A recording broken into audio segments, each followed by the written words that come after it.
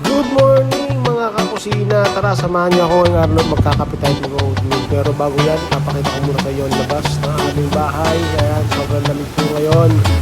Ayan, basang-basa ang kalsada. Araw-araw na po na ganyan. Kasi nga po, magtataglamig na po dito. So, ayun, nakabukas nga pala yung bintana kanina kaya malamig. Sabi ng kasama ko, bulan na naman daw ng maliliit na yelo. So, hindi ko nakuhanan yun at nakatulog po ako at nagising lang po dahil sobra talagang lamig. Kung makikita nyo lang po sana suot ko ngayon, naka-bonnet, naka-medyas, naka-jogger pants. Sobra po talaga lamig. Sa mga kusina, maraming salamat pala sa mga kusina natin dyan na lagi sumusuporta at lagi nanonood ng ating vlog kahit na puro kalokohan lang. Ayan. Maraming salamat guys. Sana patuloy nyo pa akong subscribe at lagi nyo i-share ang aking video at like at mag-comment na rin po kayo. Maraming salamat mga kusina.